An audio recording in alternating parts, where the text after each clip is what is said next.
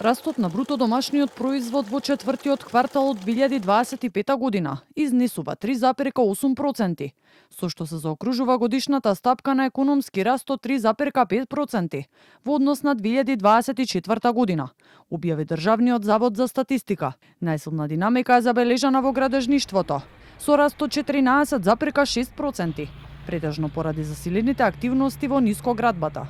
Министерката за финансии Гордана Димитриевска-Кочовска истакна дека Македонија бележи шести последователен квартал на раст и е трета во Европа по стапката веднаш зад Малта, Кипар и Полска.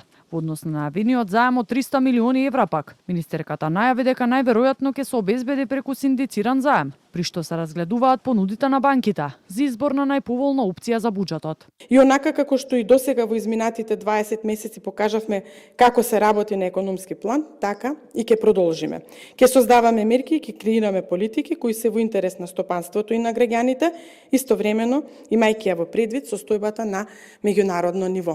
Во врска со тензиите на Блискиот исток, министерката оцени дека следува период на неизвестност и дека е рано за конкретни проценки.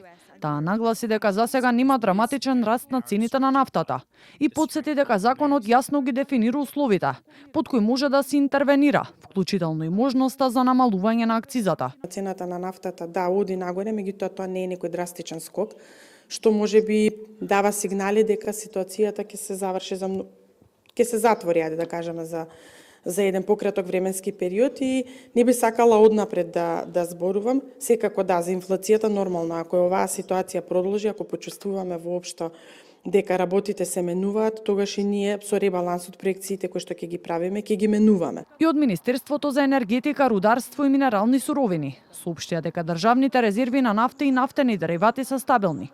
Оттаму објаснуваат дека како превентивна мерка државата располага со значителни резерви на нафтени деривати, кои се складирани кај овластени компании и редовно се мониторираат.